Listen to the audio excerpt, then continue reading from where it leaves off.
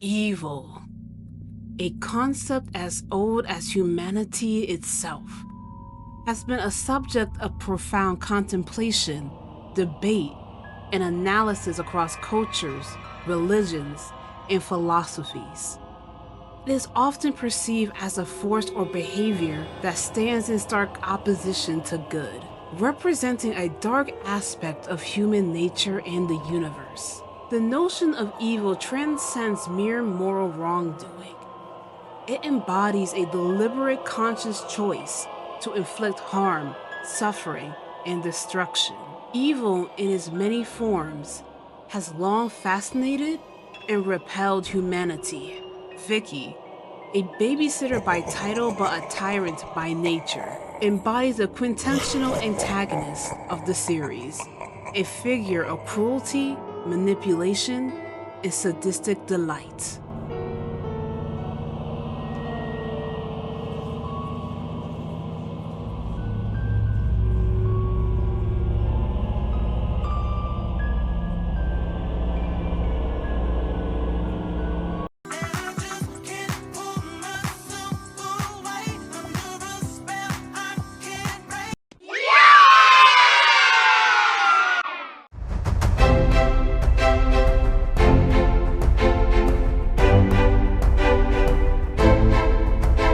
Girls like that, turn around and do the no hand clap like.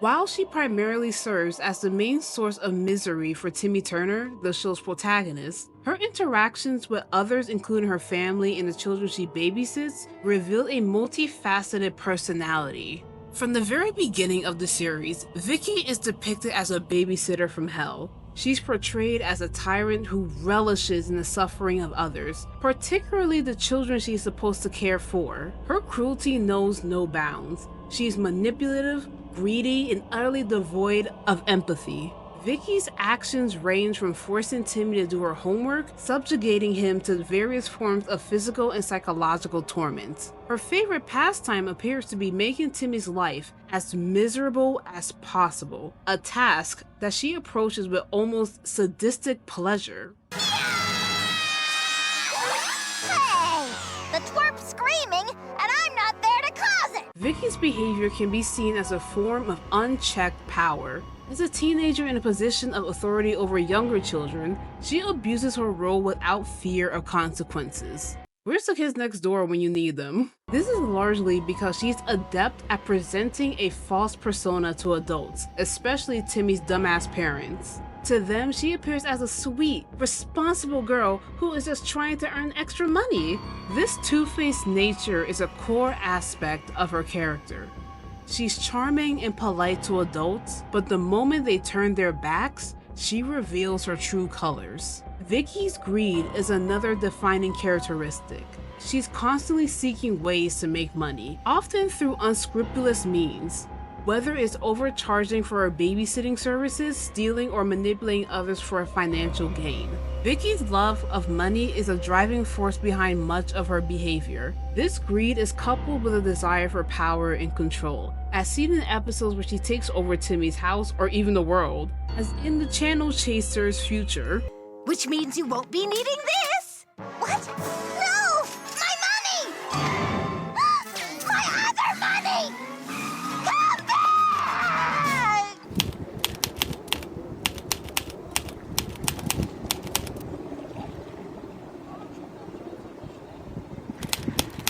Vicky's relationship with Timmy is central to the show. Her insistent bullying and torment are the catalyst for many of the series' episodes, as Timmy often wishes for something to counteract her cruelty. Vicky's treatment of Timmy is relentless. She forces him to do demeaning tasks, threatens him with physical harm, and constantly insults him, often calling him her trademark insult.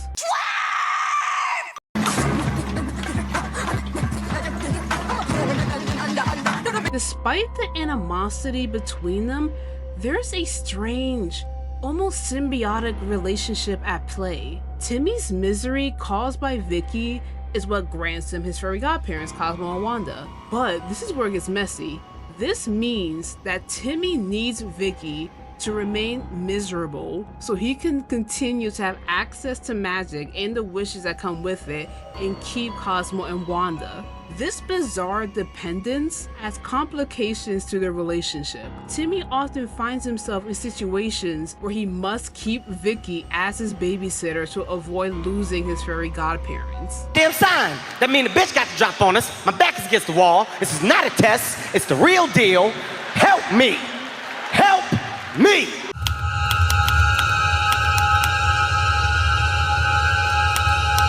Vicky's relationship with her younger sister Tootie offers another layer to her character. Much like her treatment of Timmy, Vicky bullies and torments Tootie, forcing her to do chores and generally making her life difficult. They're related. Meaning where Timmy only has to deal with Vicky for a couple of hours, Tootie is essentially stuck with Vicky. Like, imagine sharing the same blood as Vicky. Hell, imagine telling people y'all are sisters. Ugh.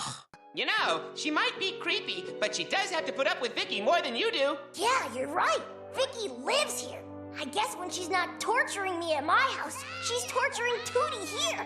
That's gotta be the worst. The dynamic between Vicky and Tootie is one of power imbalance. Vicky, as the older sister, wields authority over Tootie, and she exploits this to her advantage. Tootie, who idolizes Timmy, is often aware to her sister's true nature and is an easy target for Vicky's manipulations. If you really think about it, Tootie was Vicky's first victim. Vicky's father is portrayed as a deeply fearful and cowardly figure in the Very Odd Parents. Unlike other adults in the series who often are oblivious to Vicky's true nature, he and his wife are fully aware of their daughter's malicious behavior. However, their fear of Vicky is so intense that they are completely unwilling to stand up to her, even when she's blatantly abusing Tootie or Timmy right in front of them. This fear-driven paralysis is a significant aspect of their characters, and it influences their interactions with both of their daughters. See?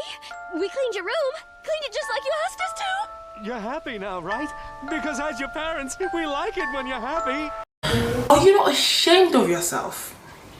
Are you not embarrassed? This is really embarrassing. Man, you better than me. If you had a kid that is bullying you, they better start paying some bills or kick them out. I'm sorry. Despite their awareness of Vicky's cruelty, Vicky's parents are complicit in her behavior by covering up her actions to other parents. Vicky has even written a cue card that her father must read aloud whenever someone questions her behavior, stating that she is the most kind and thoughtful daughter a parent could ask for, not her holding her parents hostage. Vicky's father's first appearance is in Channel Chasers. This scene underscores his subservient and terrified nature. In Birthday Wish, he apologizes to Tootie for missing her birthday party due to his fear of his eldest daughter. Hi,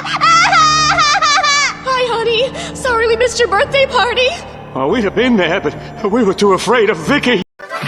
Listen, you cross-anxious cheapskate! Squidward's been living at my house, driving me crazy, and you're not gonna hire him back all because of a stupid dime! In Timmy's 2D House of Horror, Vicky's father is shown to be so fearful of his daughter that he even seeks her permission before doing anything. Sir, you are in your 40s. If you don't... I'm sorry. If you don't discipline her, I swear. Even while living temporarily with the Turner family, there are witnesses. Wow. God damn. Vicky's parents remind me of another pair of parents definitely afraid of their daughter. Let's be so for real. Mandy would have whooped Vicky's ass, okay?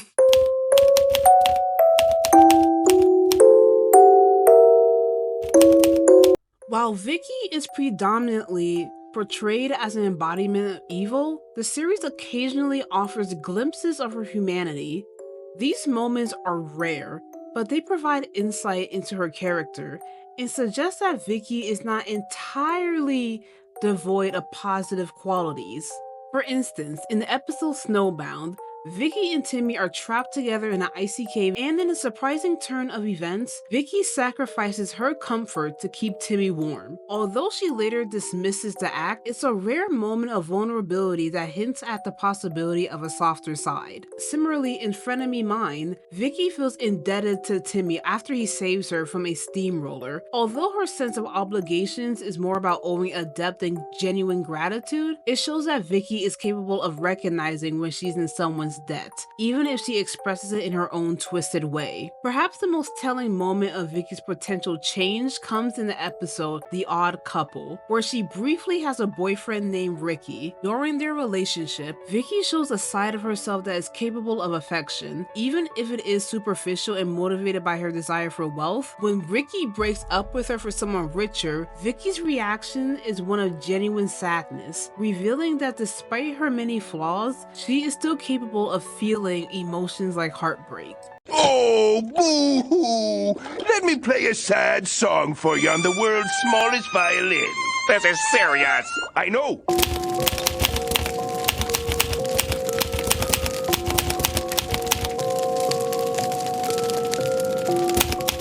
In the alternate future depicted in Channel Chasers, Vicky's character takes an even darker turn. She becomes the supreme ruler of Earth, a dictator with an army of followers. This future version of Vicky is a chilling representation of what she could become if left unchecked. Clad in a military uniform and wielding absolute power, she's a far more menacing figure than the teenage babysitter seen in the present timeline. This future suggests that Vicky's thirst for power and control could lead to an even greater evil if she were ever given the opportunity. However, the fact this future is ultimately averted by Timmy's actions in the present offers a glimmer of hope that Vicky's path is not set in stone. It also raises questions about the nature of her character, whether she is inherently evil or simply a product of her environment and circumstances. Nah, she evil. I don't mean to be mean all the time. I just am. Let me pretend I care. Okay, I'm done. Vicky's relationship with Dale Dimmadome in the Very Odd Parents is marked by cruelty, exploitation, and irony. When Dale was a child, Vicky enslaved him, forcing him into unlawful child labor at her lemonade stand. She treated him with the same disregard she had for others, making his life miserable and exploiting him for her own gain. This period of Dale's life left a lasting impact, shaping his future actions. Vicky had him and many other children locked in a basement with no sunlight. It seemed like they were damn near starved to death. Look at the one kid behind Dale. He's all ribs and skin. Not to mention they were filthy, indicating they were not given proper hygiene.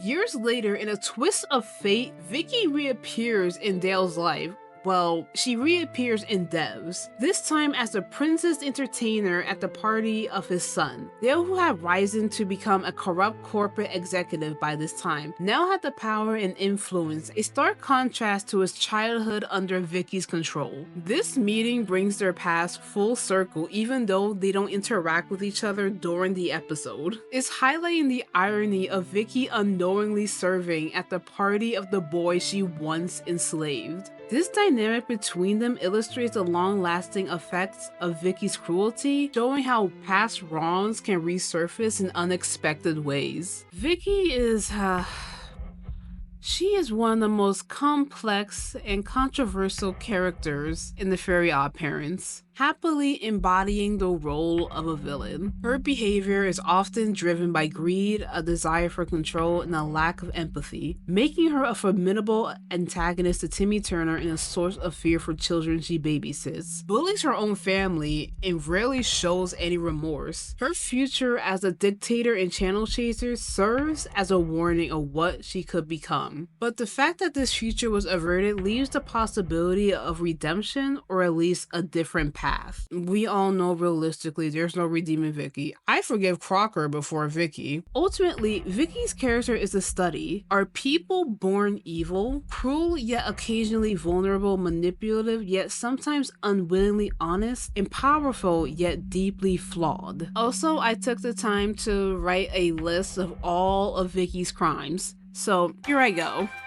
Child abuse, unlawful child labor, slavery, kidnapping, attempted murder of a minor, domestic abuse, extortion, torture, attempted forced marriage, arson, theft, bribery, assault and battery, harassment, conspiracy, vandalism, blackmail, GTA, sabotage, attempted world domination, terrorism, starvation, animal cruelty, mass enslavement, abuse of power, incrimination. If I happen to miss any of Vicky's crimes, let me know in the comments below. And I will see y'all all next time. Don't forget to do the good stuff, like, comment, and subscribe. And don't forget to hit that notification bell, and I'll see y'all next time.